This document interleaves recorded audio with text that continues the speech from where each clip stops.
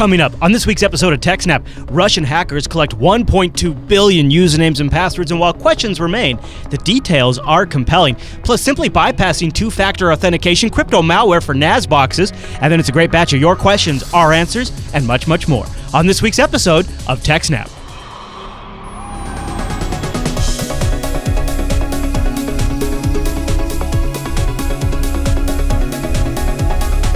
Hi, everyone, and welcome to TechSNAP. This is episode 174 of Jupiter Broadcasting's weekly systems network and administration podcast. We stream this episode live on August 7th, 2014. This episode is brought to you by our three fine sponsors, Ting, DigitalOcean, and IX Systems. I'll tell you more about those great sponsors as this here show goes on. Our live stream, why, that's powered by the incredible Scale Engine over at scaleengine.com.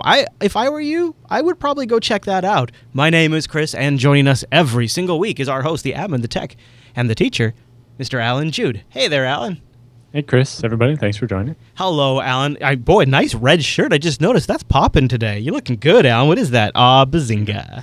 And you got the haircut, too. You are fashionable. My hair was getting long. It was taking time to dry when I got out of the shower, and that is unacceptable. That's the benchmark, huh? Well, it's good. I'm glad you got a haircut, Alan, because we're going to need you lean and mean for this week. A lot is going on. Not only is there a lot of news just out of Black Hat, but just in security in general, there's a ton of news. We got some great emails and a big roundup. So why don't we get started with our first story? It's probably one that everyone is at least on the surface familiar with, this story about these Russian hackers who just have this massive treasure trove of credentials, right, Alan?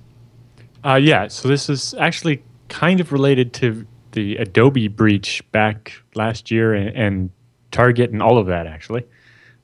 So it's being reported by the New York Times now that Hold Security has their stash, or has managed to get access to the stash of one of the Russian cybercrime groups, and it contains 1.2 billion unique username and password combinations, as well as a whole bunch of email addresses and other stuff.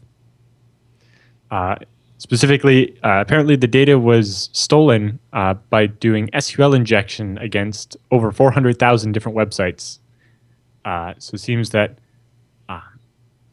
they basically built a giant botnet and then went and scanned every website they could find and then tried to do SQL injection against them and collected all the data they managed to get. Just to clarify, not Hold Security, but the group that Hold Security's monitoring. Yeah, so a cybercrime group called CyberVor collected all this data, and then Hold Security, while monitoring them, managed to get access to it and get a copy of the data. Yeah. He says, so far the criminals have not sold many of the records online. Instead, they appear to be using the stolen information to send spam on social networks like Twitter at the behest of other groups and collecting fees for their work. So they're using the stolen accounts to access things like Twitter and Facebook and do spam posts as your legitimate username and doing that for money because that's more valuable than probably than just selling a million accounts to another cybercrime group that or it's at least then going to do that. I don't know what the money difference is, but I'm sure it's less work too. Probably. Well, no, selling just the username and password on a forum would be less work, but it would be a lot less money. So they're and maybe more likely to get you caught, money, right? I mean, they got caught either way, but it seems like... Well, saying they got caught is... Or monitored. Right, so to me, Hold Alan, Security got access to the data, but they don't necessarily know the real identities of the people that did it, so they could be arrested. So it seems like the most we've seen from them is basically using it for social networking spam, right? Yes, well, okay. This particular cybercrime group is mostly focused on spam. Okay. So that was their purpose when they set out to steal these credentials rather than to do something else. Okay. That makes sense. What? Yeah. People are pasting stuff in the chat room because they haven't listened to the whole story yet. Anyway. Chat room, are you distracting Alan right now? So this Russian cybercrime group called CyberVor appears to be used the large botnet to collect all the stuff. Hold Security says that in total, the criminals were able to collect 4.5 billion records, each one being a username and password, although a lot of them overlapped. So when they whittled it down, there was 1.2 billion unique records. Okay. But the total data stash, when it hadn't been deduplicated, had 4.5 billion records in it, which is a lot. But a lot of people had the same username and password on the site, or multiple sites connected to the same database, and they end up stealing the same database twice, but thinking it's two different databases. Sure. And stuff like that. Hacker problems. Of course, when I first saw the 1.2 billion number, I thought, oh, well, I'm guessing a lot of that's duplicates.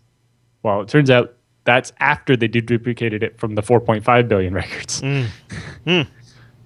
Because of the varied sources of the data, the passwords are likely to be in a bunch of different combinations of protection. Some of these are obviously just going to be plain text passwords because people are bad, and the text passwords will be stored in a database in plain text. Some of them will be simple hashes, like we saw with Gawker and LinkedIn, like an MD5 or an SSH1 or SSH256 or whatever. So those shouldn't be too hard to crack. Rainbow tables or whatever. Yeah. You can go through those pretty quick. Video cards have gotten very good at doing SSH256 hashes of stuff. Some of them will be kind of esoteric one-off type hashes. A lot of forum software and stuff does silly things like the MD5 of the salt, the password in the salt, or the MD5 of the salt concatenated with the MD5 of the password. So you're like MD5 of the salt, MD5 of the password, and that makes up, and then MD5 the whole thing, or the MD5 of the salt plus the MD5 of the password, and then do it. And there's a bunch of different combinations. I think John the Ripper supports like 20 or 30 different combinations of that are most popular in forum and other PHP software.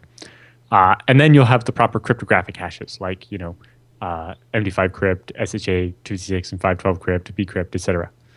And then you'll have really weird things that random people use, like actually encrypting the passwords and silly things that they probably shouldn't be doing. Anyway, because of that, it's a little harder to analyze the database, or possibly there are still some that are duplicated in there. Yeah. Because the same password stored with two different hashing algorithms, or the same algorithm with two different salts, will mean the same password won't look like the same password. And it seems, based on what we know on human behavior, a lot of people use the same password for multiple websites. So there's a pretty good chance that some of those dupes are still in there. Yes. So I have also a link here to SC Magazine, which actually covered this part of this story when it came out about 6 months ago. Back then, there were 360 million credentials and 1.25 billion email addresses, or something like that. Yeah. And basically, that was when the data was still being collected. And now, the bots have worked harder and collected even more stuff. So Alex Holden was the researcher who actually originally discovered the Adobe breach. He found a similar stash like this and was able to identify that was the database from Adobe, and so contact them, and we had the whole Adobe breach thing happen. So is that who does? That's Hold Security, Alex Holden? Well, it's a whole company that he's just the but is it his founder of. But oh, yeah, okay, yeah. It was named after him, although now I think he's just the chief security officer or something. I don't know the details. Okay. All right. I think it's like a startup now. I don't know. But he's the guy that found the breach security stuff, and he's worked a lot with Brian Krebs on a number of things. And he was also tracking the stolen target data as it was being trafficked around the Russian crime forums. Basically, a big advantage for him is that he speaks Ukrainian and Russian because he's from, I think, the Ukraine originally.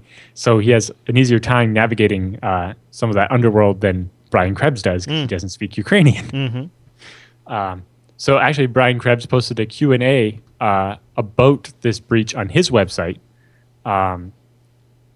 mostly because he's off at the Black Hat Security Conference and is trying to do that, and he kept getting calls and questions and stuff. So it's like answers the questions like, who the heck is Alex Holden, and is this for real? And his answer to that was that Alex hasn't been keen on disclosing his methods of getting access to this data, because once he did, I'm sure the criminals would make it harder for him to get access to their stash, right? But Krebs says that he's seen the research and he's seen the data firsthand and can say that it's definitely real and it's definitely there. I would trust Brian Krebs when he says that he's seen it and it's real. Yeah, so he's essentially vouching for the story in that sentence right there. Yeah, well, he's worked with Alex a lot before, right? It's not just 7 years, he says. Extra random. Yeah. He says, okay, but more than a billion credentials, that seems like a lot. And he says, if you're not familiar with the large-scale cybercrime, it's because basically the Russians were collecting everything, right? They just wrote everything they found down. They weren't even sure if any of it's any good. A lot of these might be old passwords that aren't useful or anything, or the username and password for you for some website that hasn't been used in 10 years and is just sitting there with this old vulnerability. So a lot of this might not matter, but it's still showing that there's that many websites out there that are still susceptible to these kind of common attacks, right?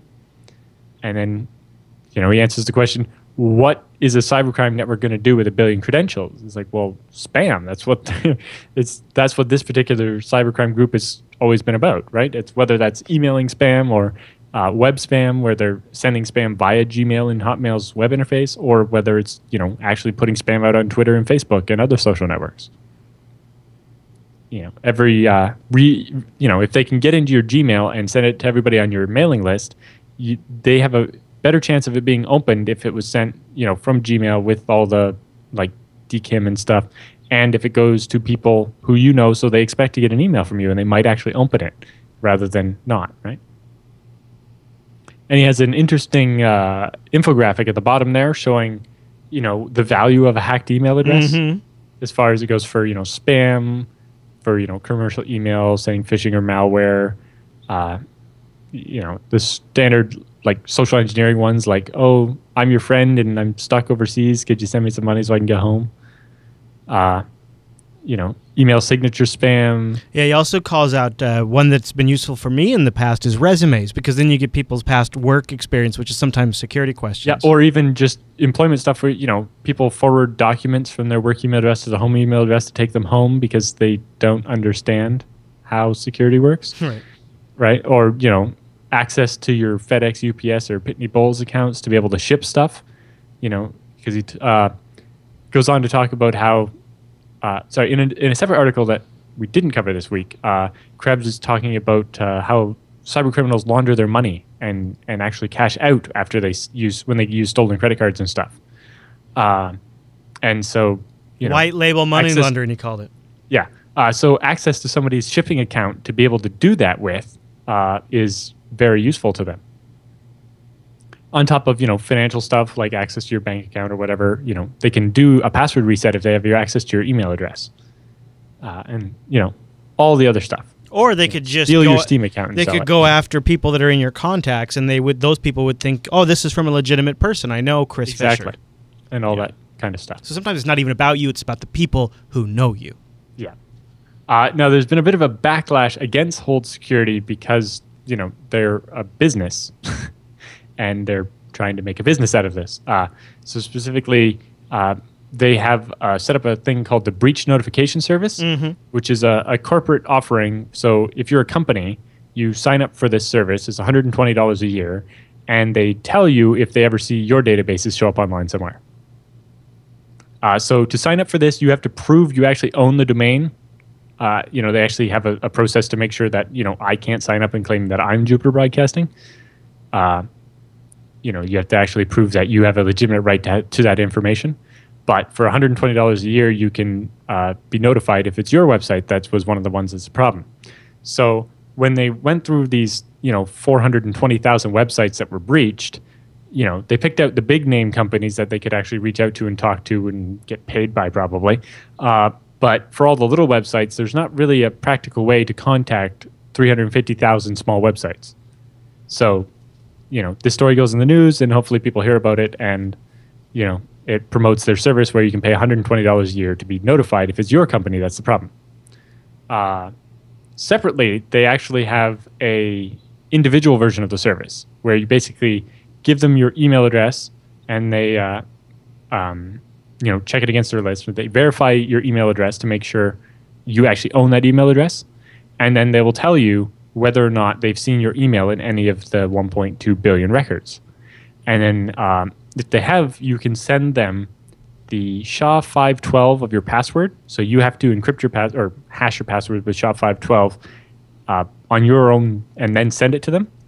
And then they will use that to compare it against their database. So you can send them, I think it's up to 15 passwords per email address. And they will compare that to their database and tell you which of those passwords you sent them are the ones that the criminals have compromised. So you know which ones to go and change. Right? Because most people use the same email address for a bunch of different services. So you won't know if it was your bank password or your Twitter password that was stolen unless you can send both of those to Hold Security for them to check against their database. But obviously, Hold Security doesn't want to know your actual password. because then their database of the passwords to compare against is now an even higher value target than the 1.2 billion things that cyber criminals went after in the first place. Yeah. Plus, I can just imagine the NSA subpoenaing that database. Yes. Right? Yeah, this is national security. Like I feel like there's two things that led to some of the bad reaction. I guess according to Brian Krebs, they didn't really have much of a web presence before this event, so the site wasn't quite ready to go. And the other thing is, like, actually the service for checking your individual email won't be out for probably another 30 to 60 days. And maybe because the site was so new, at first they had it listed as $120 a month. Well, that $120 is to find out if your business was one of the ones that leaked the data, not to find out as a person whether it was your email address that was on the list. And then they had it at $120 a month. Then they pulled the page down, and then they put it back up at $120 a year. And so, but that got people suspicious. And but in particular, it was a misunderstanding between the breach notification service is for businesses, not for individual people. And I don't know if it's interesting because Krebs is vouching for him. Schneier, on the other hand, says he thinks he's still skeptical, and he even called it squirrely. He said also he added an update to his. He said even though Brian Krebs vouches for Hold Security, they have no. He says they had no web presence until the story hit, so you have to keep that in mind. But despite Krebs, I'm still skeptical. He says I've been skeptical from the very beginning.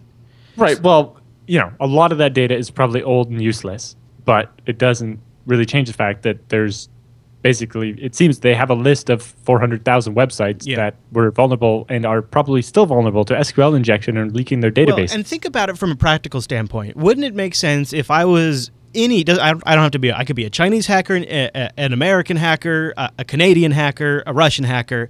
If there was, it wouldn't be one approach. You would do SQL injection attacks, but you would also do things like you would just go buy database lists and add that to your master database. Oh, here's a leaked database. You buy that. You add that to your. So you collect this It doesn't take that much work. You have all these infected computers running the botnet that's actually going out and doing the scanning.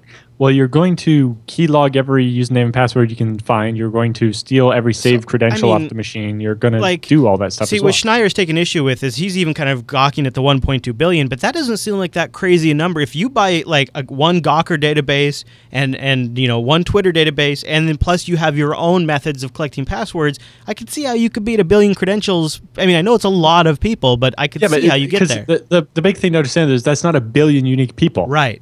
I can imagine every viewer of TechSNAP probably has at least 50 accounts on the internet. Yeah. Even if they're all, some of them will even be with different email addresses. And even if they dedupe half of those, there's still going to be... Some places don't have your email address, just a username and password. And so you can't dedupe those with ones that use the email address as the username. Right. Yeah. And a bunch of things like that. But at the same time, I think people will look back at the way maybe Hold Security launched this as a lesson, because there is going to be a private industry out there that wants to make money off this, and people are going to naturally have the reaction of, oh, what an opportunist, what an ambulance chaser, that kind of thing, almost like a rep that some lawyers get. And so people are going to have to be really cautious about how they enter this market and how they sell those services. Well, in particular, they're taking the right approach here of, you enter your email address, they verify the email address by sending you an email first, and then they tell you whether that address is on their list, right? Rather than just posting the whole list publicly, where that means that someone could use that data to actually exploit your account, right? Mm-hmm. And things like that. So, they're not doing that bad of a job. Although, yes, I can understand people's reaction to the $120 thing, although most of that seems to be a misunderstanding of what their different offerings were. Or rather, I think originally they didn't have one for people. It was just, you subscribe, you prove you own the website, and we'll tell you if your website ever shows up on our list of stuff that's been attacked or breached. And I think people misunderstood that as far as letting you know if you were on the list, which is, there's two different lists here, right? There's the list of websites that were compromised and the list of data that was compromised at the end, right? And I think it was just, this is kind of like a small company coming out of stealth, I think. And so, they obviously... And I think because of the topic matter, and the really amped up interest around the topic matter in the mainstream media and in the government institutions for anything cybersecurity related right now, also, it just hits. It seems that they're mostly were rushing to try to get this ready to announce for Black Hat, and they could have used a little more time. Right, to announce it properly. Isn't it interesting though? I saw coverage on this on every single news network, multiple times too. So it's really this stuff from where we have started with this show 174 weeks ago to today. I feel like stuff that we cover now, it is not too uncommon to sometimes hear about it on CNN or CBS Morning News or ABC, Nightline or whatever. But when we started this show, that stuff would never have been covered. It was just like the very beginning, and it's just really getting a lot more attention now. So when a group like these guys comes out on the scene, the spotlight is put on them, and everybody, any flaws, like if a website's not working right, or you get pricing information wrong, it's all just really exemplified and magnified, and everybody goes into conspiracy mode. Right, and obviously they are hold security is business, and they're trying to launch a thing in time for Black Hat. It's a hell of a way to introduce yourself to the marketplace, and maybe they would be a little tempted to make it sound if you look at the headline of their blog post, it's "You have been hacked," all uppercase exclamation mark, right? Well, specifically, if you read the first sentence, it's like, this is the email we've been sending to companies for the last 6 months because it's designed to get attention, right? Right, yes. Which, it's a good way to say hello. Hello, everybody. You have been hacked. Yes, and then, there's companies like Sophos saying that, it's like, well, without the data, we can't. Right. That's basically what Schneider's saying, too. What a big thing it is. And it was the Slashdot comments were always like, oh, so Sophos can't afford the $120? It's like, did you not read the website? It's like, for $120, you find out if the website that you own, you don't get all of the data for $120. Yeah. That would be a great deal if you did. Yeah. Yeah. All right, Alan, why don't I just take a minute? Well, there's a couple more things I had to mention. Oh, okay, go ahead. So once if you do sign up for their personal service, which is going to be free for the first 30 days, it doesn't say how much it'll be after that. For the personal one? I don't even know if they even know yet. Okay. Yeah, this is for the individual one. So you give them the SHA-512 of a bunch of your passwords. Now, that's not necessarily that hard to brute force, so they could probably. It's the stronger of the hashes, but it's not impossible because there's no salt, and people are going to have a limited key space. But it does give them at least some protection that way. Yeah. So basically, what they would be doing is go into their database of all the credentials they managed to get from these guys, and if it's already in plain text, then they just calculate the SHA-512 of that and see if it matches yours. For the ones that are plain MD5, they would have to brute force those first, or anything that was hashed, they would have to brute force it first and get back to the plain text in order to calculate the SHA-512 to tell if it's the same as your password. And so they would actually have an advantage if they had your plain text password, because if Hold Security had your plain text password, they could then compare it to the hashes, right? So if it's a blowfish hash, which is really hard to crack, but if you know the plain text password, you can look at the salt in the hash and then recalculate, right? Like how it normally does when you log in with a hash. The problem is that then Hold Security would have this giant database of everybody's plain text password, and then they would be the next target for attack, right? For sure. And then if they leak that, then they would go from being the company you trust to find out when you've been hacked to the people that are causing you to get hacked. So not good for business. That's why they're not doing that. But because I had done quite a bit of thinking about this particular subject before, because I had thought of building something like exactly what they're kind of doing here, of collecting all of those leaked databases, the LinkedIn, the Gawkers, and et cetera, and putting that in a big database, and then having it so when someone tries to sign up for a new service or change their password or whatever, like a forum or something, it would call an API to this service that I had created that would tell you whether they had used that password somewhere else or not. But obviously, you'd want to do that in such a way that you weren't actually telling me what your passwords were, right? So it'd be something like using the SHA-512 with the plain text, right, or something. But then, if I don't have the plain text, how do I compare it to the hashes in the table and stuff like that? And so part of it would work out to being, you'd have this massive table that would have this is what the plain text of the password is. This is what the MD5, the SHA-1, the SHA-256 is, and then being able to like calculate the SHA crypts with the hashes and stuff, or the salts, and it would be all kinds of craziness. But Brian Krebs, probably worth mentioning, is it sits on the advisory board of Hold Security. I think, did we mention that? yes, well, yeah, like we said, the two of them have worked together for like 7 years. Yeah. But anyway, so I also have a link here to Forbes' coverage of the story. But yeah, Pretty interesting to watch this one. it's complicated to be able to deal with all the different hashes, Sure. you know, Yeah. and being able to tell people which of their passwords was hacked without actually having the plain text. But there's a reason why they don't want the plain text. That makes sense. Yep. Good stuff. Interesting, and it's probably not the last we'll hear of this particular topic. Yeah, there'll be more coming up for a while. Yeah. We'll have to see what happens. Because, honestly, a lot of these guys are at Black Hat right now, so they haven't had a chance to really fully digest it. Krebs is one of them. Yes, they're all, partying. Yeah, so they'll get back and go through this, and then we'll get to see some of their deep analysis too. And see, the thing is that a lot of them are not going to come home. They're going to stay for DEF CON as well. Right? So it might be a little while. It could be a couple of weeks before. Might be under the radar then. Yeah, it could be a couple of weeks anyway. Well, I'll tell you about something that's not under the radar. IX Systems. Go over to ixsystems.com/TechSNAP and check out some of their awesome gear powered by those Intel Xeon processors. I love IX Systems for a lot of reasons. Number one has got to be the fact that these are the experts.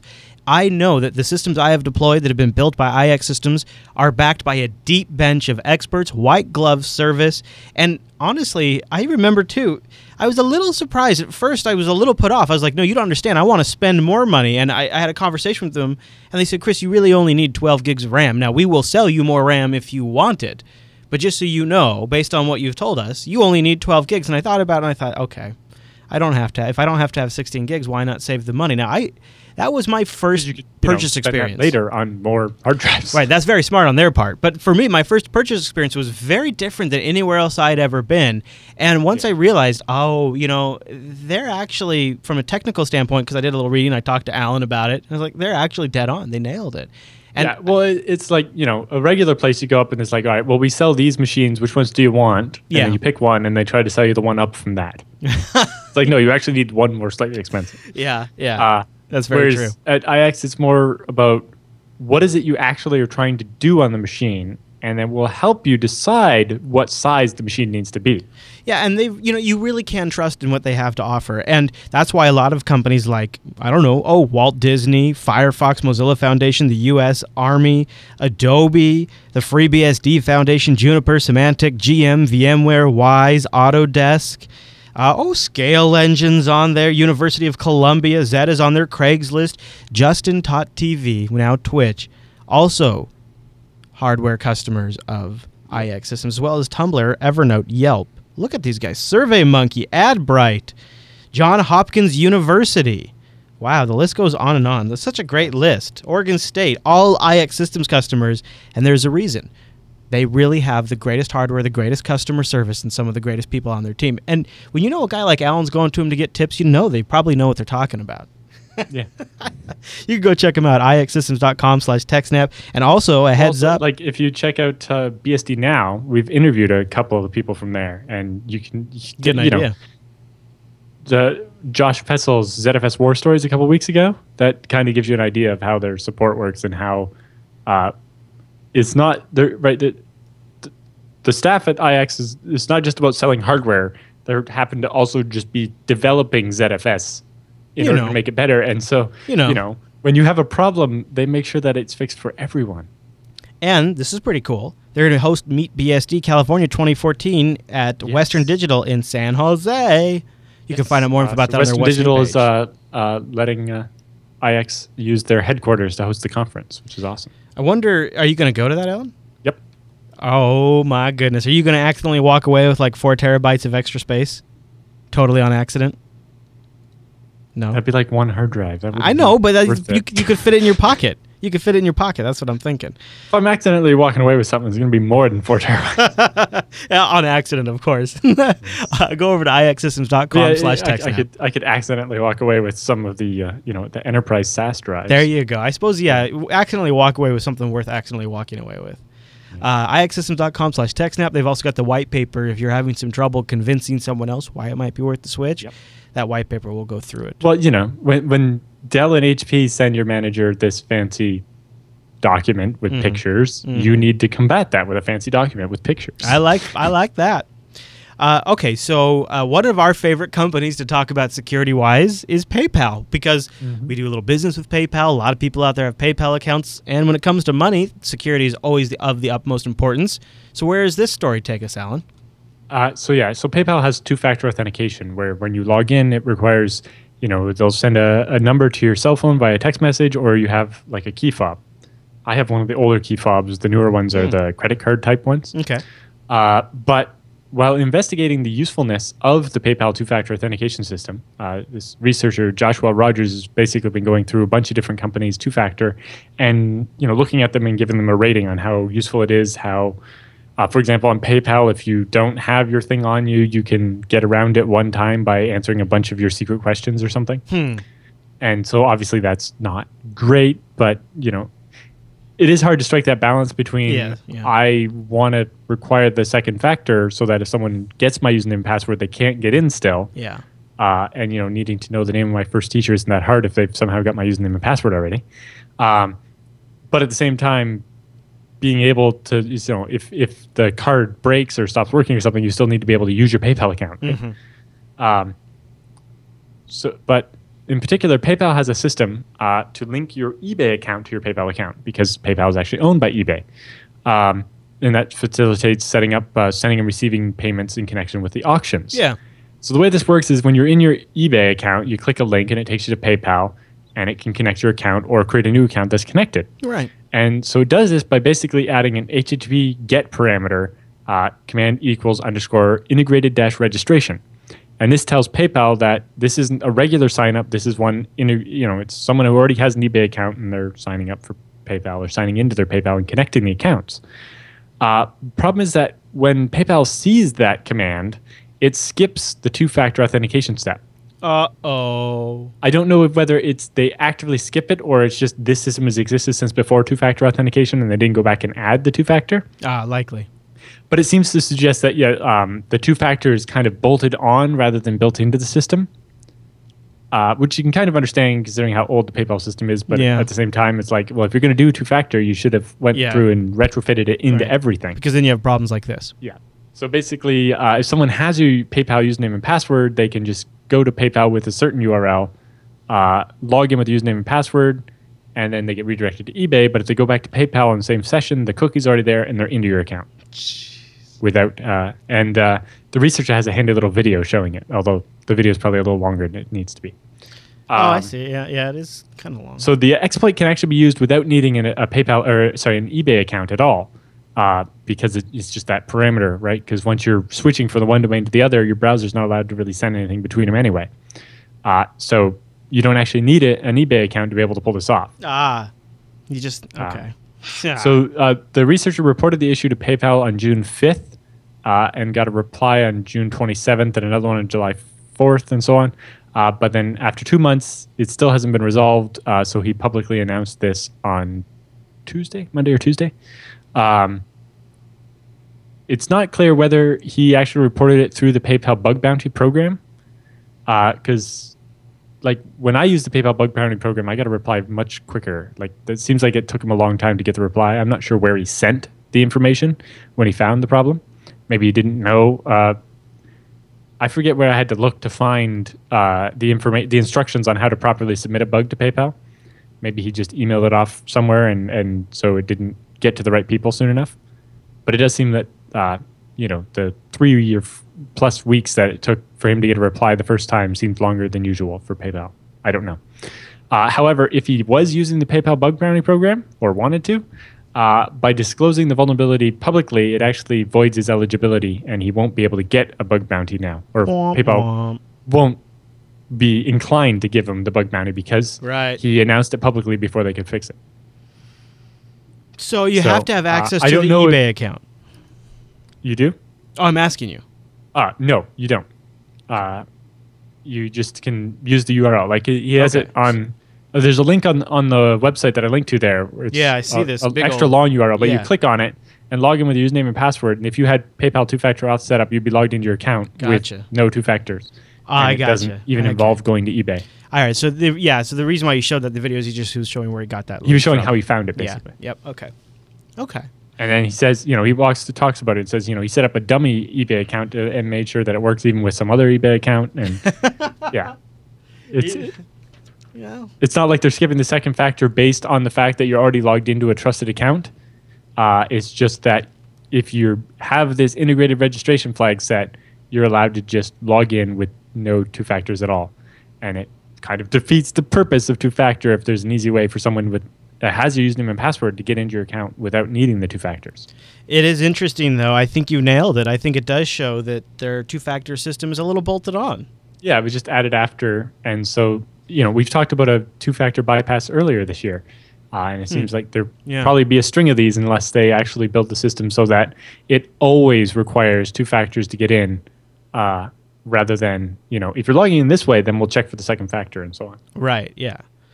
Yeah, and the problem is you have all this. The one earlier this year was via the mobile API, is what it was. Because their mobile app didn't support two-factor. You end up with all of these ancillary services that tie into PayPal, like the eBay connection or the mobile stuff. It's actually it's the problem with any two-factor authentication. Like even Google has this problem with two-factor. Yeah. If certain services, like say logging in via IMAP to your Gmail account, or instant messengers to Google Chat. To do two-factor with, right? Because you're just communicating with the Google protocol. Issues like a one-time password, but that's not a great solution because then you have a one-time password to the Google account. Yeah.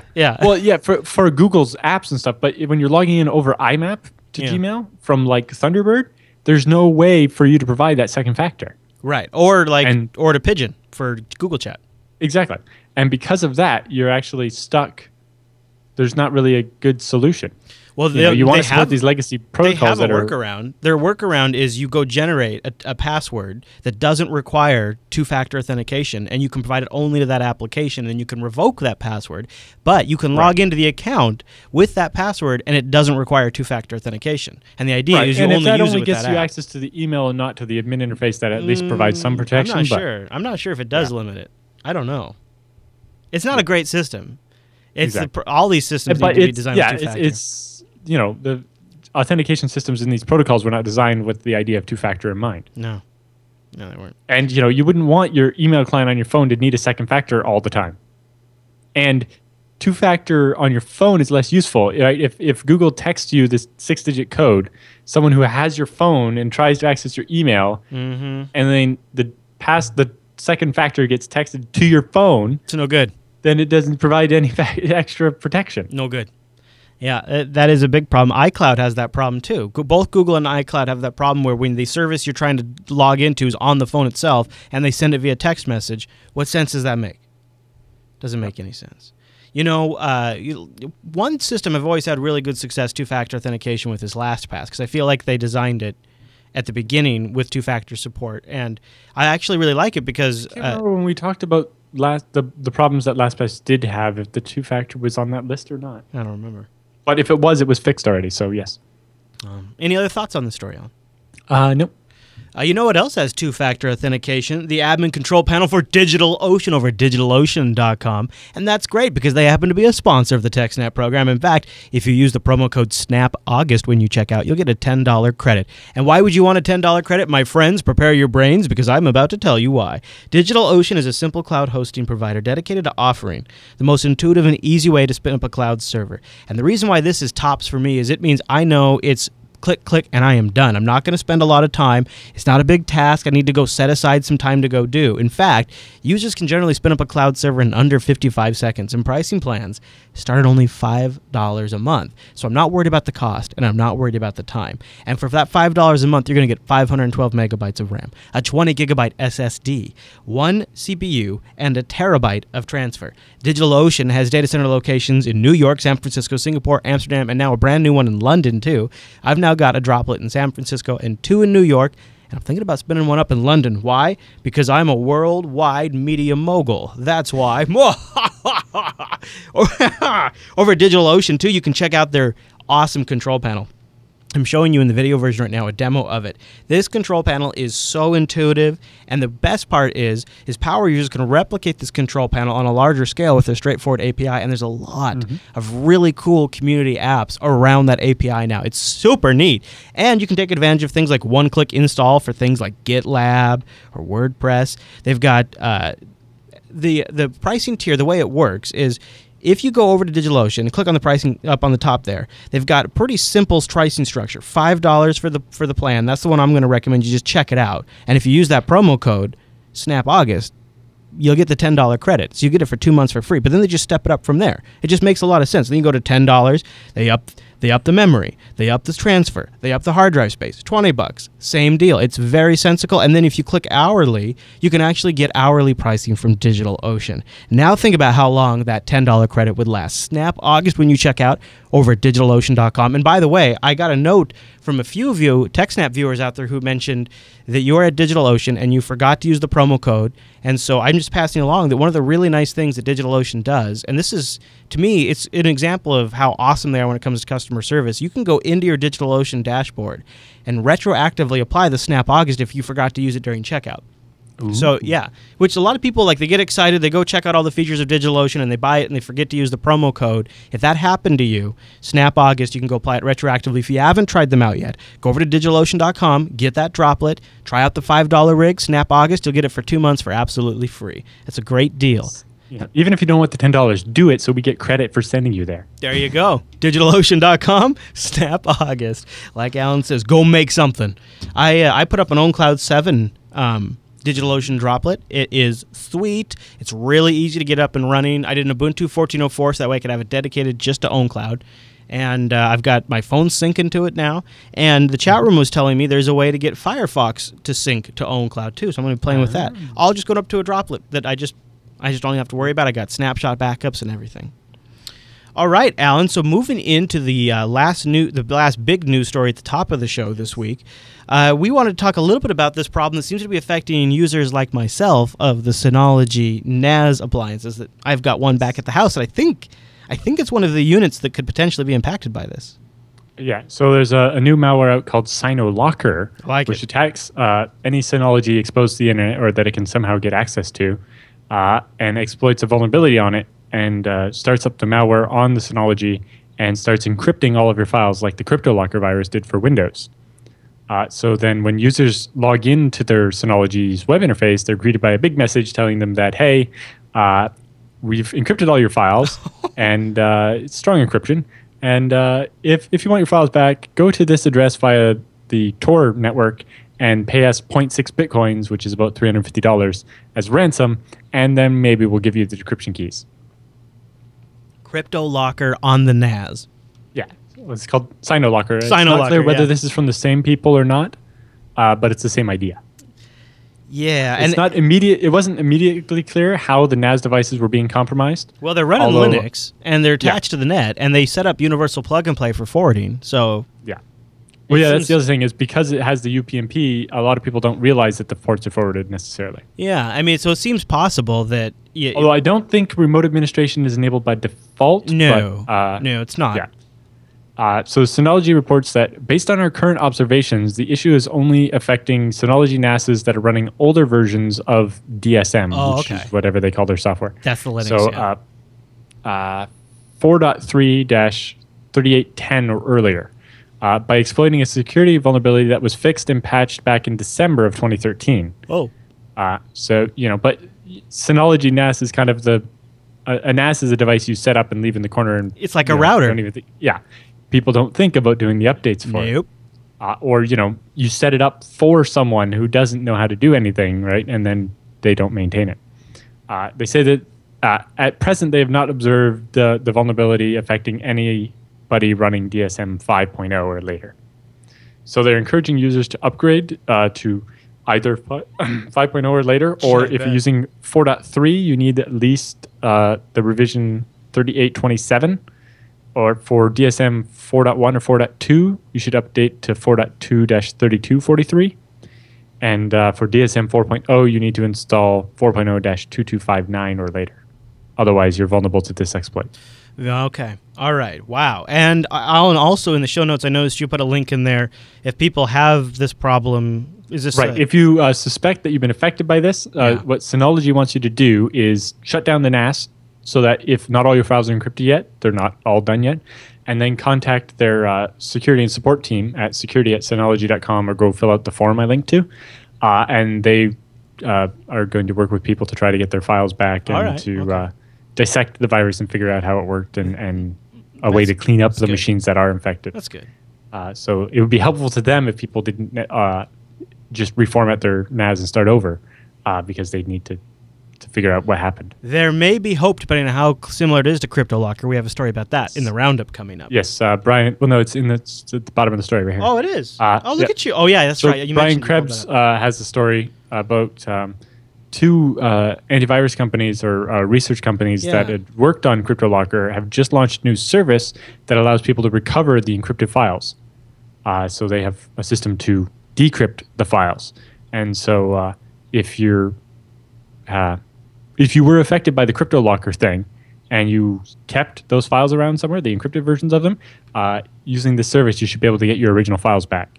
And that spells that there might be some hope for anyone whose Synology encrypted their files on them, that they might be able to get those files back in a similar way. It's FireEye and Foxit IT. One's in California. Well, FireEye is huge. They bought Mandiant. Yep, they're the California one. And then Foxit is in the Netherlands. And Foxit says their service is free because they were somehow able to recover the private key. Yeah, they got the private key that was used for all the encryption, and so they just have to get You just have to submit them something that's encrypted. Yep. Well, that's great news. Mm-hmm. Well, there you go. There you go. Well, let me tell you about something else that is great news, my Canadian friend, and that is Ting. Ting is mobile that makes sense. TechSNAP.ting.com. TechSNAP.ting.com. Go there right now and check them out. What is Ting? Ting really, truly is mobile that makes sense. Here's why.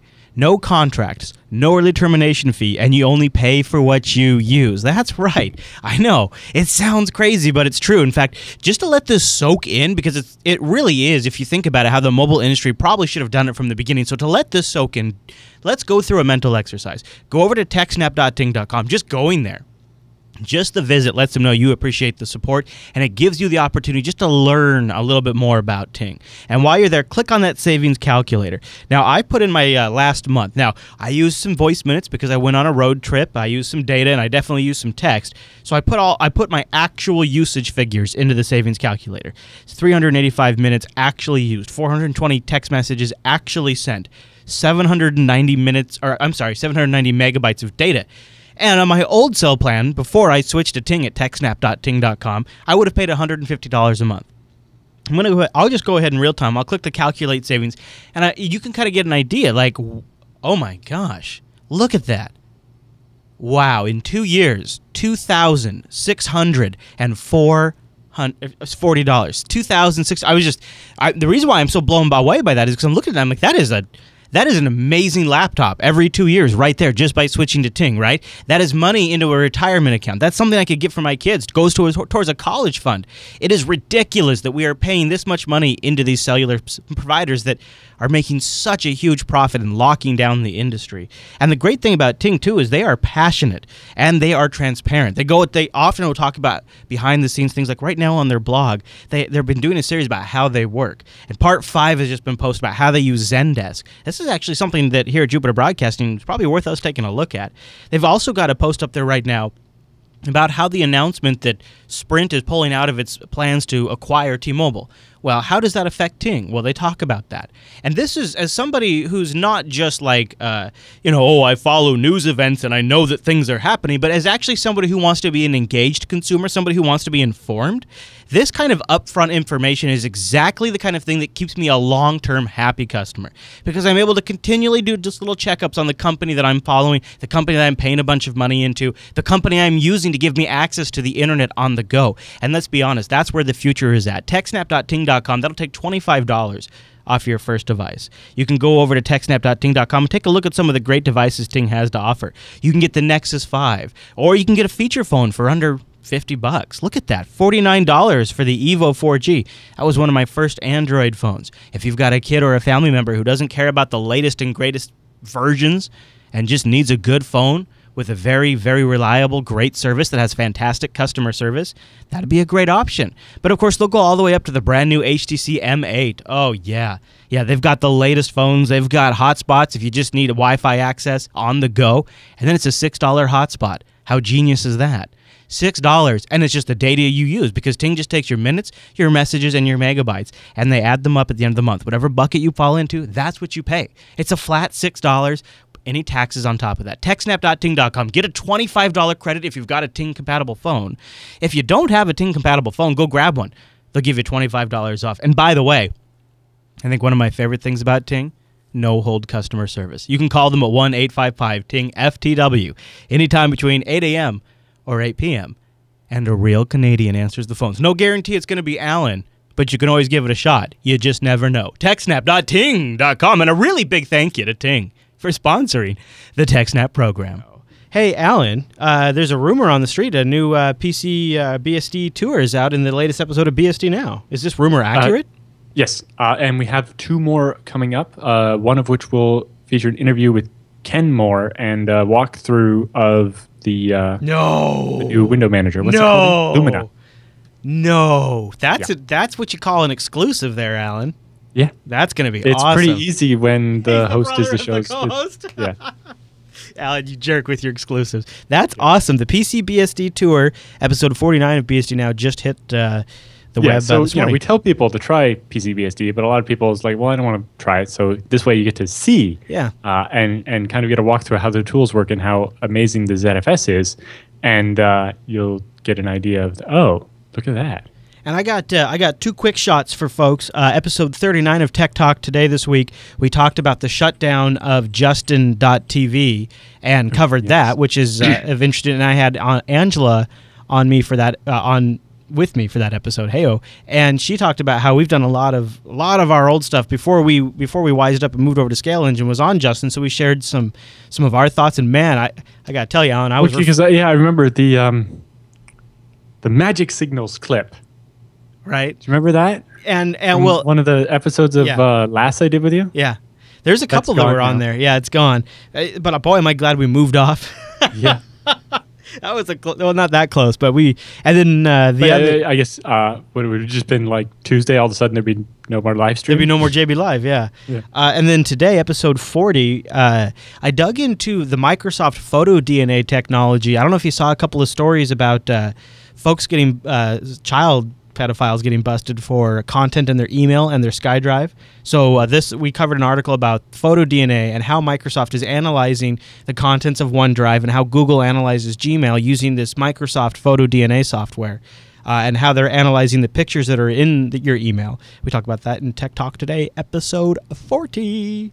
So you got episode 40 for that, episode 39 for the Justin.tv of Tech Talk, and then episode 49 of BSD Now for the PC BSD Tour. So that's your after show. Now, we're not done with the TechSNAP program. We wanted to pass along to you some extra stuff you could queue up, get it downloading while we go do the rest of the show. Does that sound like a good plan, Alan?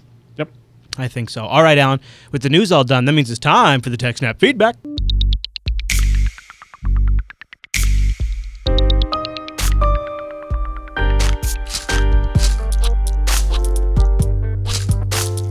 Thanks for sending your emails to TechSNAP at JupiterBroadcasting.com or popping that contact link at the top of the Jupiter Broadcasting website, or even better, starting a thread at our subreddit over at links.techsnap.tv. Just launched it today. Go check it out. Brand new subreddit for the show, and you can start a discussion thread over there like a boss. And Alan, our first email this week comes in from Andre, I think is how you say it. Maybe not, but he's coming from Germany, and he says, hey guys, my email provider, mailbox.org, he says you don't have to read out the name if you don't want to, who focuses on security and privacy, recently announced that they will be using DNSSEC and DANE technology to protect their email service. The guys seem to be pretty excited about it. I looked into these up on the interwebs, but I still have a feeling that I don't understand 100% what this means and why it's so awesome for my mail service. Could you please explain how these two work, interact, and the security benefits are? Is this special stuff from an email service, or do these big players like Google use it too? Is there some way I could check to see if Google is using it? Thanks for my favorite tech show, and greetings from Germany. Right. So DNSSEC is a way to combat basically DNS spoofing, right? So a lot of man-in-the-middle type attacks are based on making it so when you look up the address of, say, Google or your email provider to go to it, they return the wrong IP address. And that's where normally SSL would come in and say, hey, you don't have the private key, so you can't do that or whatever.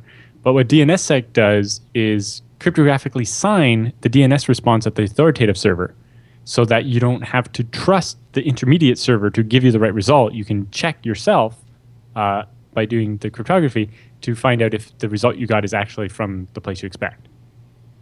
And basically what this consists of is in the Whois database or the DNS root, it has the public key of all the domains that have set up DNSSEC. So basically you give your public key to your registrar and they put it in the root zone for you. And then you have the private key and you can sign your DNS answers when you send them. And that way people can verify that they're actually coming from you and not someone giving false results. Although there are, some older clients don't support it and certain old firewalls block it and stuff. So it's not that popular yet, but it's coming into its own and becoming a thing. If you want to learn how to do DNSSEC, friend of the BSD Now show, Michael W. Lucas wrote a book on it that's walked you through setting it up. So basically that allows you to verify that the information in a DNS zone is correct. And so the guys, a couple of years ago, it became fairly popular to do these SSH fingerprint records, right? Where, when you first time you SSH into a server, you get that dialogue being like, is this the right key? And you're supposed to manually look it up and nobody does. Somebody got the bright idea, well, why don't we put the right key in the DNS so that your client can be like, oh, yes, it's not cached locally, but DNS says that this is the right key, so we'll just accept it. The problem was, what if the DNS is being spoofed? So with DNSSEC now, it only accepts the record if it was encrypted or signed so that you know that it wasn't forged. That way you don't accidentally suppress a man-in-the-middle warning when you shouldn't have. But anyway, so DNSSEC just allows you to prove that the DNS result you're getting is actually coming from the person who's authoritative for it and not being forged in the middle somewhere by someone else. So this opened up the idea for DANE, which is basically certificate pinning. The idea is that normally you have to trust a certificate authority to verify the SSL certificate of a website you're going to, right? So when you go to google.com and they send you the certificate that says, yes, this third party is verified that we're Google, and your browser has a list of the third parties that are trusted, right? Like the certificate authorities. However, we've seen governments tampering with those, and we've seen them be compromised and issue certificates they shouldn't have for Google and so on. So the idea here with DANE is that instead of needing a certificate authority, or possibly in addition to a certificate authority, the public key of the certificate that should be accepted as being for your mail provider is included as a DNS record. And then that is signed with DNSSEC. So that way, now you have this other way of verifying that the certificate you're being told is actually the one you expect and that you should use it to see the encryption. So it basically allowing them to take certificate authorities out of the SSL process. Instead of having to have this web of trust, you just have DNS that's, the root zone is signed and we trust that that's not been tampered with because, they took steps to try to make it resistant to any, unlike a certificate authority that's a single entity, the root DNS zone is kind of collaboration of a bunch of these separate entities that we basically trust wouldn't collaborate to do something evil, right? Mm-hmm. And so it's more resistant than any one certificate authority could be to tampering by a government. Mm-hmm. And yeah, so if DANE were to become mainstream, it would mean we wouldn't have to pay certificate authorities. You would just publish which certificate should be accepted as part of your DNS zone, which is then signed. And then that way, people can verify that this website is actually the real website without having to trust a third party. You just have trusting DNS instead. which is a more distributed entity instead of a certificate authority. I mean, other than the obvious answer that having more secure DNS is always a good thing, and that just on its face is worth it, how will Andre notice security improvements as an email end user of Mailboxes service? Basically, all the DANE is meaning that if a government who's trying to intercept his emails were to compromise the current certificate authority that's used to prove or to sign the SSL certificate, they could give a second certificate that's also valid for mailbox.org to the German government. And then the German government could intercept his communication, and because the SSL certificate is valid, he wouldn't know that his email is being snooped on. But with DANE, because the keys for the DNS sex zone are held by a bunch of separate entities, that the German government couldn't extort all of those people, the German government wouldn't be able to fake the DANE certificate or the DANE pinning. So it's good protection from bad state actors potentially too. It basically protects us from the fact that certificate authorities are a single point of failure. Yeah. Good question. All right. I've been meaning to want to talk about that more. I always want to do even more research on it, but I figured might as well answer the question while it's here. Yeah, that was a great opportunity. John writes in with a LastPass trick. He says, "Hi, Chris and Alan. I'm sorry I'm late on this. I meant to message several episodes ago when I heard both of you mention you had some frustration with LastPass. That is, you had several situations where you needed different login accounts on different subdomains. I think that was the case, or maybe it was different logins for different URLs on the same domain. Anyways, this is actually possible to manage, and it's easier than some obscure setting. There's URL rules. By adding a subdomain or path and selecting exact match, you can isolate LastPass entries, for instance, to account1.example.com versus account2.example.com or www.example.com versus www.example.com/admin. Rather than always having to select between all the accounts for just example.com. I hope this helps. Here's a link to the LastPass support article that tells us more." That's a great tip. Yes, because I have, basically we have a wildcard certificate for scaleengine.net, and so I have many different logins that are, support.scaleengine.net, monitoring.scaleengine.net, control panel scaleengine. There's like 20 of them, and the LastPass entry, it's hard to find the right one in LastPass when there's so many of them. Yes. Yeah, I have like LastPass generated password. Like for Google and Jupiter Broadcasting, so many different logins. So I'm definitely going to be taking advantage of it. And also for my home network, because all of my home network's on the same domain too. All right, VW writes in. He says, "I got a laptop with a USB 3.0 and 8 gigabytes of memory. I wonder, would a USB 3 flash with, say about 8 gigabytes with a VDI file on it work for VirtualBox? My question is, what would be faster in this configuration, using the internal drive or a USB 3.0 flash drive?" That can depend on a couple of things. The internal drive, by the way, is 7,200 RPM. Right. It depends what type of things you're trying to do as well. Generally, the USB 3 devices, because they're flash, they'll have good seek times and stuff, and it'll depend on which USB 3 device. Like, USB 3 is the interface, not the actual device. Basically, you can get USB 3 devices that are really slow, and you get ones that are really fast. Yeah. I just bought 2 brand new USB sticks. They're still in the package. I have a Patriot Rage 64 gig that I actually use for some not super important VirtualBox images. This is actually what I use it for, and it works quite well. Well, I have a system in the basement that has 2 16 gig ones that were guaranteed to be able to write 100 megabytes a second. Oh, and nice. I use them for the OS. And they've been pretty good? Yep. The biggest thing is that the USB type devices tend to have a higher latency. Yeah. So while they can write at 100 megabytes a second, when you write, it sometimes takes 100 milliseconds to start working or something. And I guess there is probably some CPU overhead with USB. A bit, yeah. In general, if you're comparing a USB 3 flash device to a USB 3 hard drive versus a SATA hard drive, there's obviously less of a difference there, but it'll depend on what you're doing and stuff. In general, there is advantage to using flash, although USB 3, like the thumb drive type ones, are not really comparable to an SSD per se. No. It'll also depend what you're doing with the virtual machine, right? If you're doing a lot of random writes, then it might be faster or it might actually be worse. Yeah, it's definitely worth... I mean, you're not going to go wrong trying it out. Just see what your results may vary. The performance should be good enough that you won't care either way. So on virtual machines where I'm never using a GUI and it's like just some basic command line stuff, I want to try it out, I don't have any problems. But on virtual machines where like maybe I'm going to be using a web browser and things like that, I want something a little more, there's something that performs a little better. That you just have to test it and find out, VW, and see what works for it. Yeah, the biggest thing with thumb drive type things is they generally have a big buffer, right? Like if you've ever noticed when you copy a file from like Windows onto the USB stick, you get to the end, it's like copied 100%, and then it's just sitting there waiting. It's because it's the files. The operating system has sent a command to the drive saying, "Tell me when you're finished writing all that data to the disk." Mm-hmm.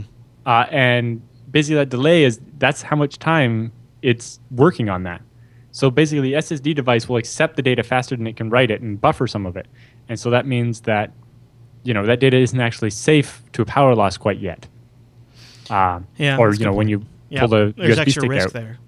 Yeah, so there is a bit more of a risk of file system corruption. So and use stuff, good hygiene for unmounting. Yeah, and it's less of that, but it can have a performance impact, right? If you issue the sync command and it takes a long time to do it, well, if you're running a database on the virtual machine that's on this USB stick and it syncs after every single write, it's going to be blocking all the time and very slow. Whereas on a hard drive, it would be less so. On an SSD, it would be even less so because SSD has faster response time. But if you're just doing general stuff on it where you're mostly going to be working asynchronously, it should be fine. But in general, I'd say the hard drive probably better, except for maybe for reading. But yeah, it'll depend a lot on how much money you spend on the USB 3 thumb drive you're using.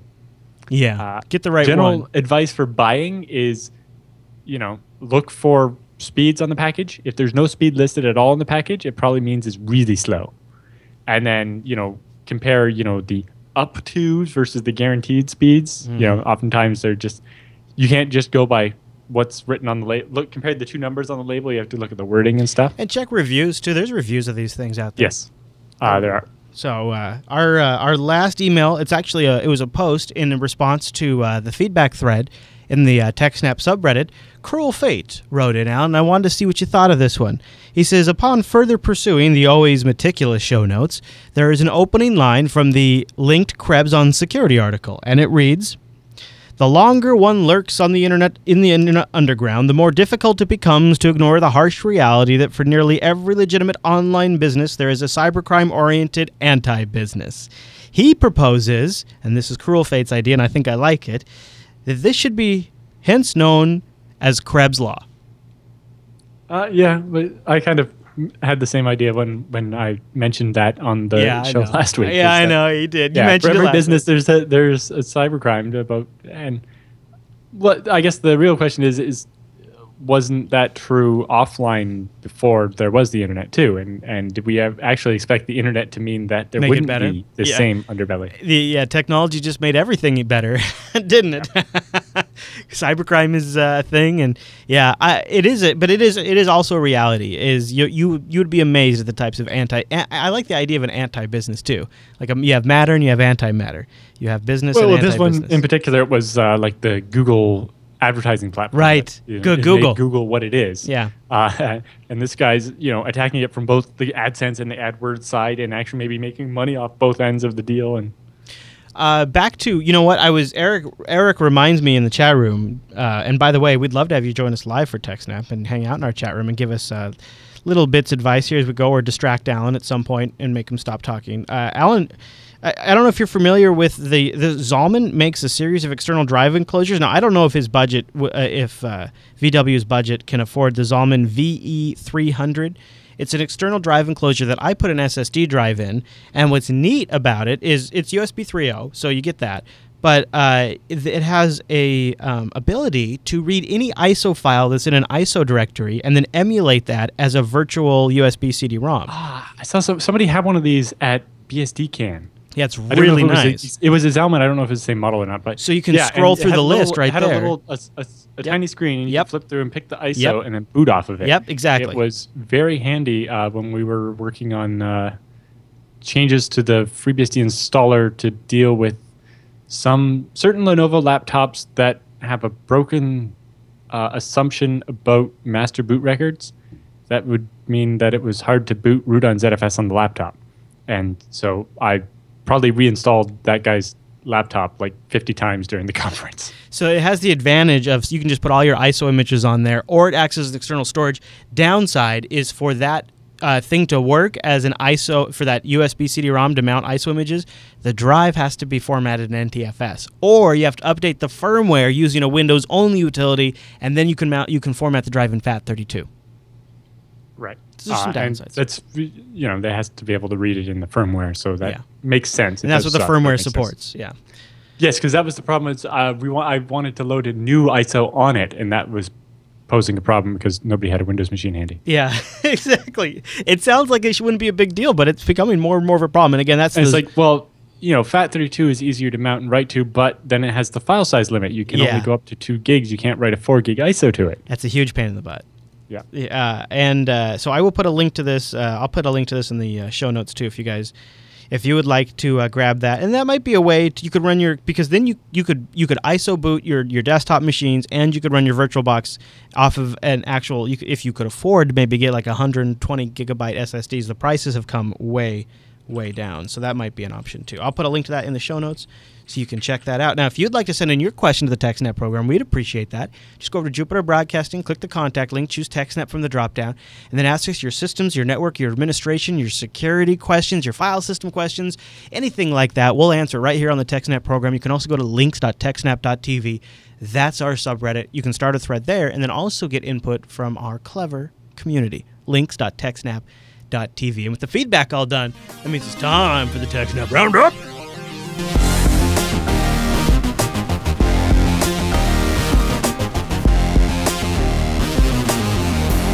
Welcome to the TechSNAP Roundup. Yeah, that's what that crazy music means. Now, the Roundup are stories that just didn't quite fit at the top of the show, but we still want to give you some links to follow up on your own after the show. And a lot of these links came from our subreddit over at links.techsnap.tv. And our first one is deliciously tragic, Alan.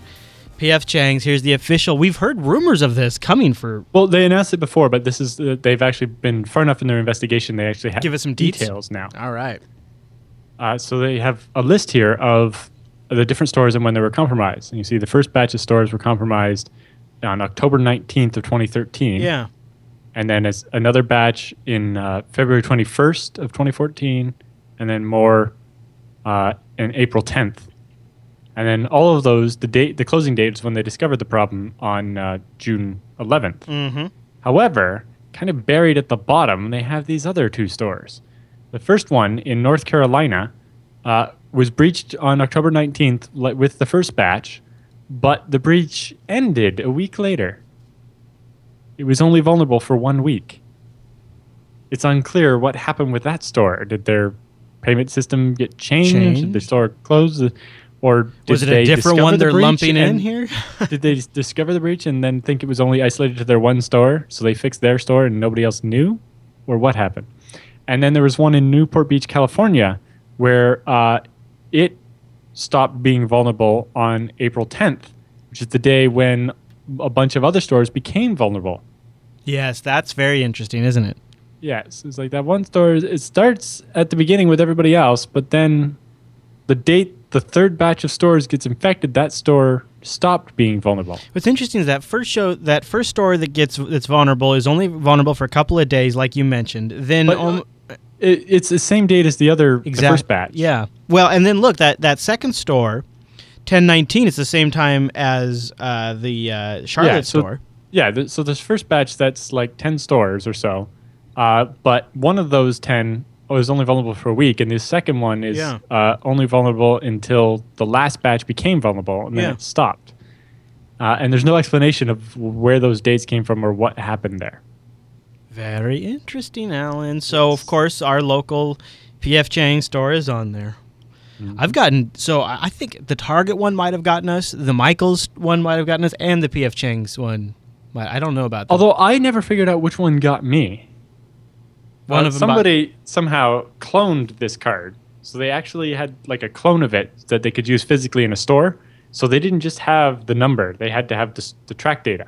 Wow. So they must have this card must have been skimmed. And I can't recall where because I rarely ever use this card in person.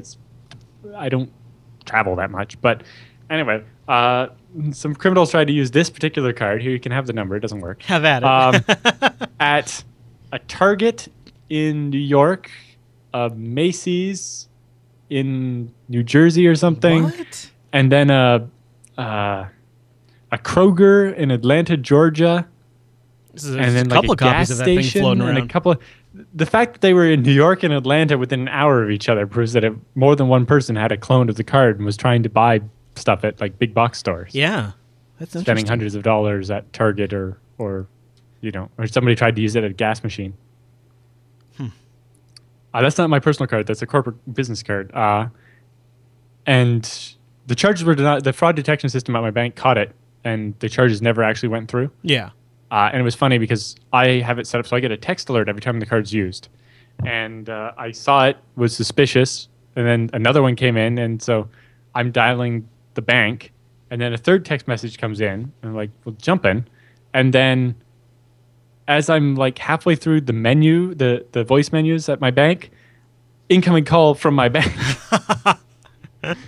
Because, not everybody has the text messages and the emails and would notice this within 5 minutes like I did. Mm-hmm. But yeah, we had to replace the card. It was no fun.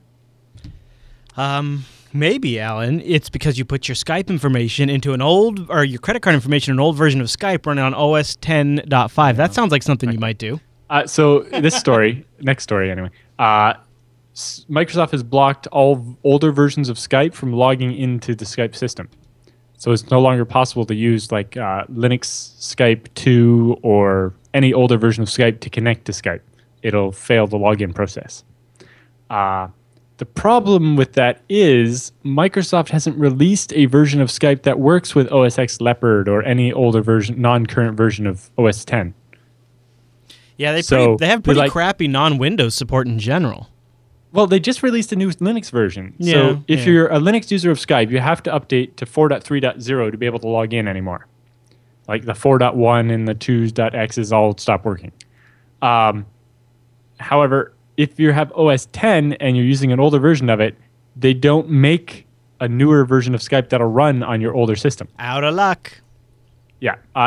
Now, on their forum, we don't have a build that works on Leopard, and it wasn't clear whether they're going to make one or not. But it means if you're not running the latest, if you haven't bought the latest update for your Mac, you can't use Skype. Womp, and that womp. seems like that is kind of going to cause a problem. So Leopard shipped on October 26th, 2007. Right. So that's not that long ago. Right. But obviously, they still make newer Skype for Windows XP, and that shipped in 2002. Jerks. Did you have any other thoughts on that? It's interesting to see them do this. Basically, they're getting rid of all the old versions that had support for, not going through a Microsoft wiretapping server and so on. Yeah, you think that's some of it? I don't know. It does seem odd to just disable the older versions. Could be for some security reason.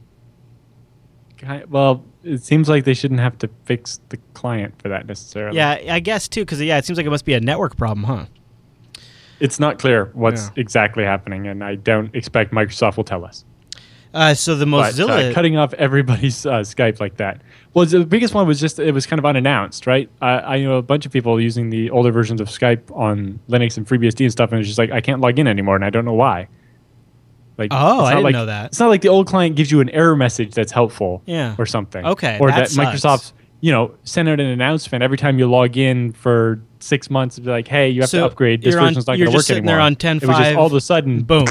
That is garbage. Exactly. All right. I just started mentioning Mozilla has a bit of bad news for the Mozilla developers. 76,000 of them, as a matter of fact. Was the Mozilla Developer Network. So if you sign up for an account for the Developer Network, which I think you have to do to write plugins or to post plugins or just get access to a bunch of their stuff. Yeah, I got one. So they had a process that makes a list of all the members and stuff, and there was a problem with the sanitization of the database. They basically, when they post the information online, they take out fields like your email address and your password. And apparently there was a problem with that for about 30 days ending last week. Where it was actually exposing your email address. So there was a public-facing web server where you could go and there would just be a dump of all these email addresses that were supposed to be there. And about 4,000 of those entries also included hash passwords. Proper cryptographic salted hashes, so it shouldn't be that big of a deal. But if you use the same password on the Mozilla Developer Network that you use elsewhere, you should not do that. and also change all the passwords. We have a Black Hat Talk. Easy enough for me to say, as one of our next links in the roundup.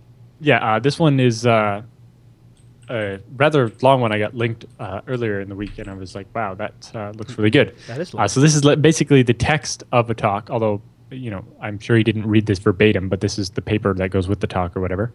And it's called Cybersecurity as Realpolitik. And it's basically talking about how cybersecurity kind of fits with politics and how and business fits in and so on. Says that there's a good one here. There are 3 professions that beat their practitioners into a state of humility: farming, weather forecasting, and cybersecurity. It's a good read anyway. It's rather long, so I didn't actually manage to go all the way through it in time for the show, but it talks about, when Black Hat started, everybody was really into trying getting cybersecurity to be taken seriously. And now cybersecurity is taken seriously, which is not the same thing as being taken usefully, coherently, or lastingly. Ah, okay. You do kind of wonder whether cybersecurity is kind of going to... People are going to get burnt out on it by hearing about all these breaches and just start to decide that those are just normal and they don't need to worry about them. This is the way it is. I do worry about that.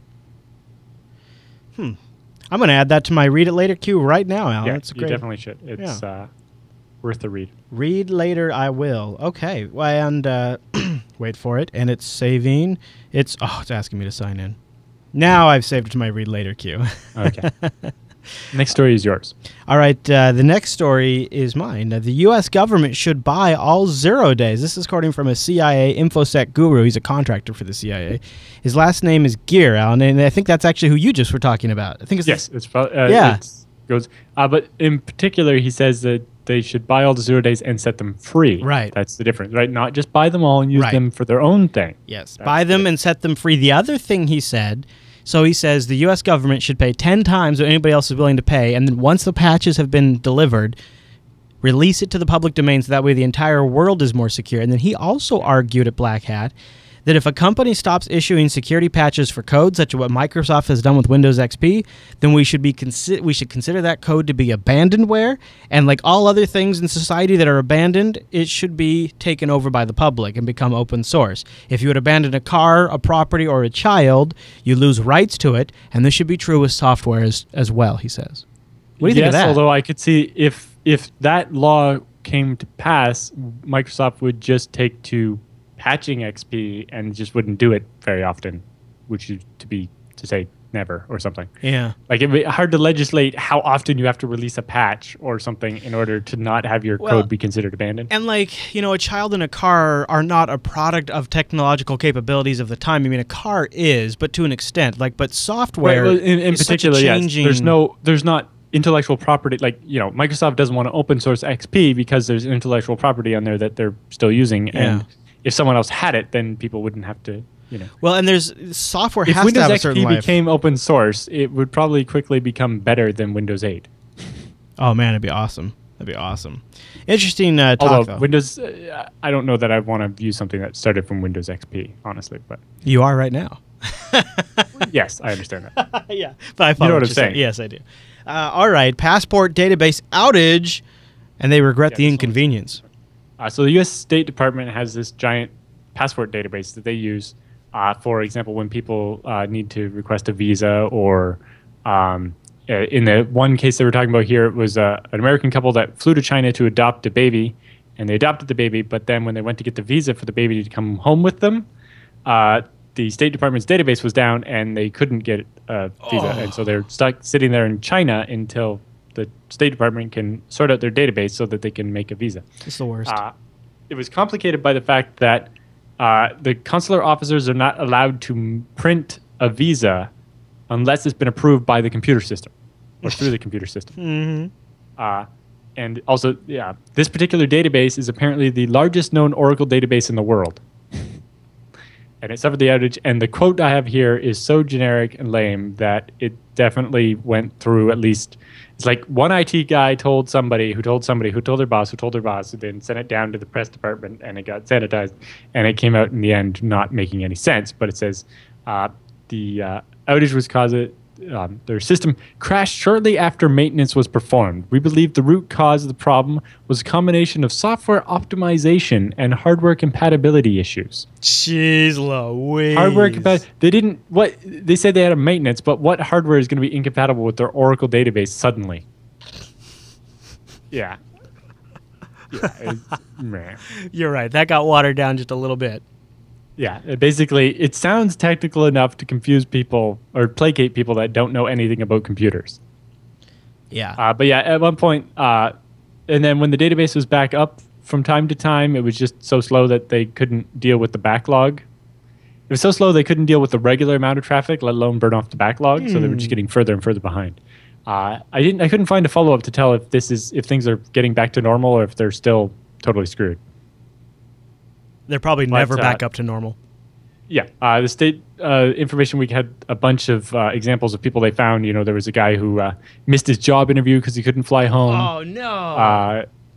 Other people. Actually, one of the people that works at Information Week got trapped in the UK because his visa expired while he was there, and he couldn't get it renewed to get back. Or his passport expired, something like that. That's awful. I know a lot of countries won't let you in if your visa expires within a couple of weeks of when you're supposed to go home. They're like, no, get a newer passport so that it'll be good at least through when you're going to leave. Really? So that doesn't happen. Oh, that's awful. Because if you have an expired passport, you can't get on a plane. Yeah, yeah. And they don't want to be responsible for you being there when you're supposed to have left, right? Yeah, I guess so. Yeah. Our next story in the roundup is also Oracle related, isn't it? Yes. From Black Hat as well. David Litchfield was talking about Oracle's offers this new database redaction service, which is supposed to be able to go through your database for certain tasks when you need to expose data from your database to other people. It can go through and automatically strip out things like credit card numbers and medical history. Okay. Well, apparently he found a bunch of trivial ways to completely bypass it and make it useless, which would be really bad if you're depending on this to allow you to share a database without leaking credit card numbers. This reminds me of the two-factor PayPal conversation. Anyway. It's like maybe they didn't build it in from the beginning, and so once you figure out how to bypass it, it's bolted on.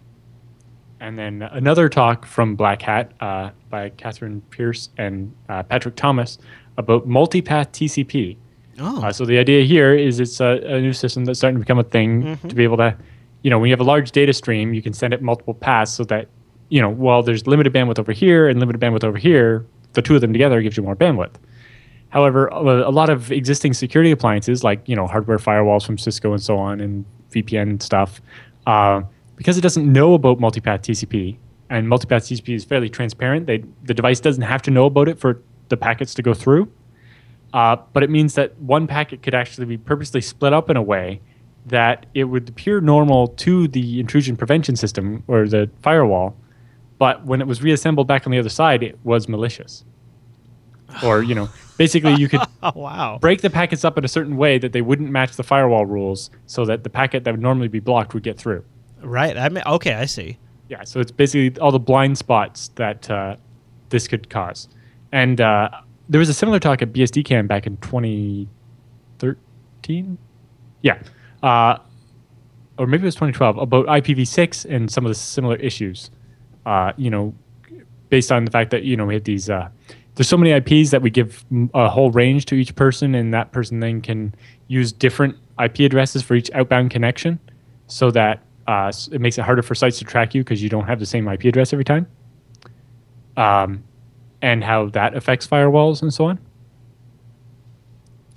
So every time we change the technology, we have to remember that if your firewall's old and doesn't get updates and stuff, it might not understand these and might accidentally let stuff through when it shouldn't. Right. We've got some leaked docs that reveal the power of malware for government product, FinFisher. Is this something I should know about? Sounds like it's using my name. We've talked about it before. It's malware made by a company and then sold to government so they can use it to spy on people. It says here in the sub-headline, the government spyware that can't tap Skype's Metro app. What? Yes, so it can tap Skype calls by, the malware being installed on your computer, it can, hijack your microphone and allow the authorities to listen in on your calls. Adorable. Although apparently it can't work with the Metro full screen touch screen version of Skype. Uh-oh. Time to upgrade, everybody. Yeah, it's two separate apps, so you can actually have both versions of Skype installed at the same time. Yeah. But if you need your conversation to be secret from Finfisher, apparently using the Metro version makes it. So I don't know how their malware works, but it seems specifically tailored to. What a bummer. That means law enforcement would have to actually go get a warrant and then just do it at the server level. Yeah. All right. And our last story in the roundup, everybody get your pitchforks ready. It's a Docker story.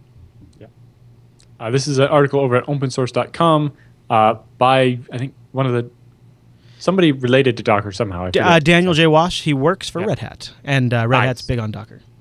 Yes, but he says that Docker does not provide security. Stop assuming that it does. Right. And it talks about, a lot of people think, Docker means I can just download any Docker off anywhere and I can run stuff as root and it'll be safe. And it's like, no, not at all. It doesn't provide that at all. It's not a jail. It doesn't isolate root. If somebody has root in a Docker, it's the same as them having root on the host machine. Or pretty close to it anyway. And so if you have to run something as root, say Apache in a Docker, you need to do all the same steps you would do as if you were running it on the host machine. Right? So Dockers don't provide, they're really not containers so much as just, app in a box. Right? Okay. And he's saying, essentially I would describe this as, I don't know. I feel like anybody, I guess... People make too many assumptions about what Docker does when Docker never claimed it did that. I guess this is good to bust myths. I kind of feel like if somebody thought some of this stuff, they probably don't have any right going near a server. Right, but I don't know. I've heard lots of people try to describe Docker as, it's like jails, but for Linux. There is that. Yeah, that is that's true. That is a common descriptor. Yeah, and then I guess the problem is there's goals of the systems are not anything alike at all. I guess what the problem with that would be is people then assume it's functional one-to-one. And I think the problem with that is people are looking for a way to describe it that makes it click in a way. Well, the other one is a lot of people kept saying that the security of it was the same as the security of a VM, and it's not. I think back to the jails thing too. I think part of it is people don't fully understand how BSD jails work. Awesome jails are. Yeah, so I think it's a little bit. But also, a lot of people would just compare. These are just faster to set up VMs, and they're just as secure as a VM, and they're not. And he also, I think the overall arcing point to his post is, he also talks about using it with SE Linux to. And basically, you have to do. Just because you're running something in a Docker doesn't mean you don't have to do all the steps as if you were running it on the host. Right? You still want to avoid running things as root if you can. Drop privilege as soon as you can. Use SE Linux, etc. You just have to do all of the same stuff as if you were running it at the host, and then it kind of does make you wonder why you're running Docker at all. But it basically comes down to giving you the separate application namespace so that you can have different versions of dependencies installed or whatever. I would also say dropping from root and using the least amount of privileges and SE Linux are just general good practice anyways. Right, but basically we're saying just because you're using Docker doesn't mean you don't need to apply those same good practices if you were putting it on the host system. Yeah, yep. Opensource.com, and we have a link to that article as well as all of the other stories in the roundup. Everything we've talked about in the entire show actually is meticulously linked in the show notes, as one of our writers put it. We will one. Yes, I don't spend hours every Thursday writing show notes because I like it. And also, just a quick call out, we do want your emails. We read through all of them. Our whole inbox has been marked as read now, which is a rare moment for the TechSNAP show. So now, punish our inbox. Send your questions. Yeah, don't. What if we showed up next week and there was no emails? We'd have to skip the feedback segment. I would cry a little bit. We would probably just spend a segment. Blame. It's like, hey, TechSNAP audience. Yeah. Shame on you. Shame. So go over to jupiterbroadcasting.com. You ruined the show. Click contact and send something to the TechSNAP show. Don't ruin the show. We need your questions. You can also send them directly to techsnap@jupiterbroadcasting.com or start a thread over at links.techsnap.tv. And, you could also join us live. We have a live chat room. You get to help name the show and talk to us in between breaks or sometimes during the show. Go over to jblive.tv. We do it at 1 p.m. Pacific over at jblive.tv, which is 4 p.m. Eastern, 2000 UTC. Boom. And jblive.info is where you can also find the audio-only stream. We've got high bitrate and low bitrate.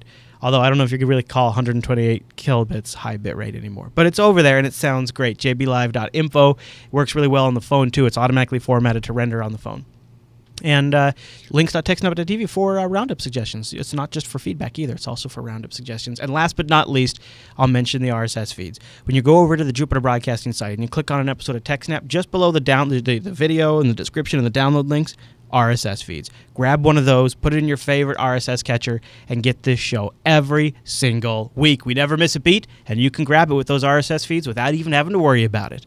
All right, everyone. Thank you so much for tuning this week's episode of TechSNAP. We'll see you right back here next week.